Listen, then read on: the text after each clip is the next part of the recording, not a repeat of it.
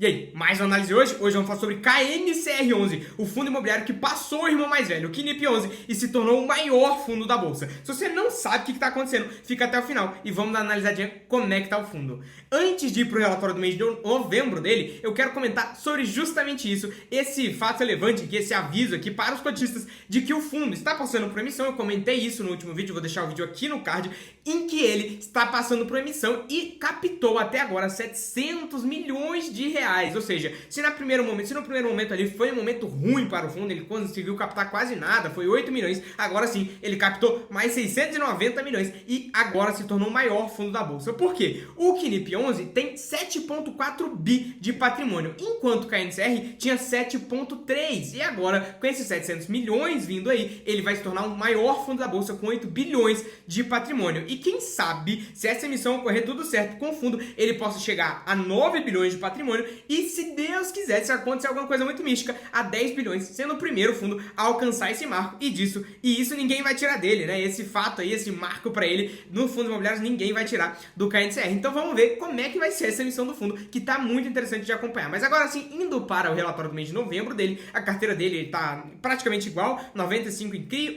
2% em LCI, que é o caixa, né? E assim, 5% em caixa, 2% em LCI, aí 4% em caixa, enfim, ao todo aí dá uns 6% em caixa, aí 4%, 94% em CRIs. E aí agora quando a gente vai falar das características da carteira dele, a gente está falando que ele vai pagar CDI mais 2,4 menos taxa, isso vai ser CDI mais 1, então vai render 1% a mais que o CDI, e o prazo médio de vencimento das dívidas dos CRIs vai ser de 4 anos e meio praticamente. E aí ele comenta justamente sobre essa questão da emissão, se tornou o maior fundo, 8 bilhões, maravilha, alegria, todo mundo muito feliz. Aqui tem os dividendos das subscrições, né? Então se você participou da subscrição ali do direito de preferência do KNCR13, você recebeu 0,9 centavos de dividendo, e se você pegou a sobra, né, do direito de preferência, você pegou aí o KNCR14 e recebeu 0,3 de dividendo. Se você já participou de algum direito de preferência, de alguma subscrição, você entende muito bem como é que isso funciona. E aí, se você ainda não participou, esse rendimento ali, esse dividendo, é proporcional ao período ali que você pegou a sua cota, né? Quando a gente faz uma subscrição, a gente tem esses tickers, né? O KNCR 13, 14, 15, 16, 17, 18, 19, 1000, e aí a gente vai chegando a gente vai criando essas cotas que depois são integralizadas no KNCR, e aí essas cotas passam a ser o KNCR 13 e passa a ser KNCR 11, tá? Então fica tranquilo em relação a isso. E aí a única vantagem que a gente tá falando aqui de investir no KNCR e não no Tesouro Direto, ou por exemplo num CDB, é porque ele é isento de imposto, então ele paga CDI isento de imposto e paga CDI mais 1, embora o perfil de crédito dele a gente não possa considerar, ou pode também, faz o que você quiser, mas a gente tá falando que o risco de crédito dele não é tão melhor que o risco de crédito do governo. A gente entende que o governo é a última instituição de um país a quebrar, e não as empresas. Então a gente está falando que o risco de crédito dele é um pouquinho maior que o do Tesouro, então por isso ele paga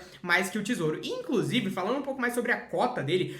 deu uma desabada bem brutal aí de 7%. Pro fundo é brutal, um fundo bem tranquilo, não faz isso com frequência, mas ele já voltou, já retornou ao VP aí, ao PVP de 1, e agora tá até acima do VP, então a gente pode ver que é um fundo bem resiliente, né? Ele paga um crédito super tranquilo, uma carteira de crédito super tranquila, paga imposto, paga livre de imposto, paga em CDI mais 1, livre de taxa, então a gente tá falando aí que é um fundo bem tranquilinho. Se você tá procurando aí um fundo para não ter dor de cabeça, é justamente esse aqui, né? Então o dividendo dele provavelmente vai subir nos próximos meses, a gente tá falando aí de um dividendo que pode chegar a casa de R$1 por cota, e aí a gente tá falando que daria um dividend yield de mais ou menos 12,5, assim como o CDI, né? E aí a gente falando sobre as alocações, as movimentações da carteira dele, foi justamente do Hotel Hilton. Então, para uma gestora de private equity poder comprar uma participação no Hotel Hilton lá em Copacabana, no Rio de Janeiro, ele teve que,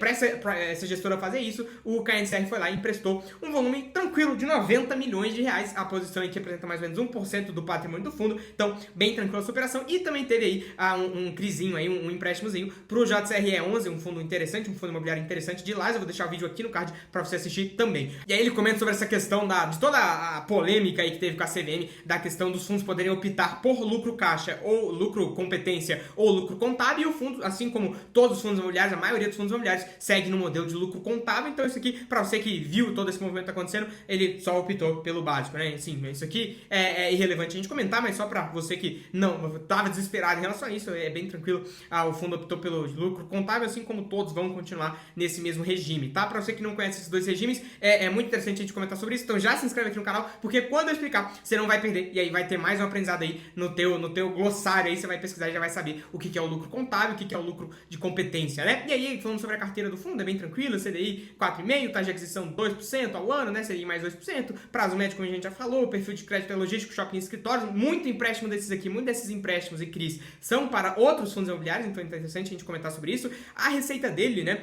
nesse mês foi um pouquinho menor por conta de que teve menos dias úteis, então isso impacta diretamente no resultado do fundo, e também a gente teve uma compensação pelo aumento da Selic e também dos investimentos que ele fez nesse mês agora com os recursos dele. E, inclusive, falando dos recursos dele, foi muito interessante porque é um dos poucos fundos que conseguiu fazer 2 emissões nesse ano, e as 2 emissões ele conseguiu puxar um valor ali de mais ou menos 700 milhões em cada emissão, talvez nessa puxa até mais, então é interessante a gente comentar sobre isso, um dos poucos fundos aí conseguiram crescer tanto, né? Ele tem uma reserva de 0,09, então ele provavelmente ele nem usa muito da reserva, então provavelmente não vai mudar nada. A maior exposição dele na carteira de CRIs dele é o JHSF Malls, né, que inclusive a gente já comentou no outro vídeo, vou deixar ele aqui no caso para você entender um pouco mais da carteira do KNCR, e também a gente tem aqui uma operação que foi originada lá em setembro do HSLG11. Tem bastante fundos imobiliários aqui, como a gente pode ver, o HGRE, o VISC11, o RBRL, então tem bastantes fundos imobiliários aqui que ele empresta dinheiro, mas especialmente sobre o HSLG11 é muito interessante a gente comentar sobre o que está acontecendo, sobre o CRI do BTS Melim, então eu vou deixar o vídeo aqui no card para você assistir do HSLG, fechou? Em relação ao KNCR é isso, se tornou o maior fundo da bolsa, passou o irmão mais velho, é muito interessante o que aconteceu com o fundo, então se você gostou dessa análise aqui, já deixa teu like, se inscreve aqui no canal, e por último, mas não menos importante, a gente tem uma área de membros aqui no canal, onde a gente pode trocar essa ideia muito mais fácil, com muita mais velocidade, a gente pode ficar conversando sobre fundos imobiliários o dia inteiro, além de eu analisar a tua carteira para ver se você não está fazendo cagada, se você quiser me passar qual é o teu objetivo, o que você está buscando fazer com a sua carteira, qual é a tese de investimento que você tem em cada fundo, como é que ela está estruturada hoje, se você está inseguro com um fundo imobiliário que você colocou na sua carteira, ou você quer comprar um fundo e ainda não sabe se deve fazer isso ou não, eu vou deixar o link da comunidade sim, aqui embaixo, que é a nossa área de membros, e aí você vai ter acesso a tudo isso e acesso direto a mim num grupo de WhatsApp, fechou? É isso, é nóis e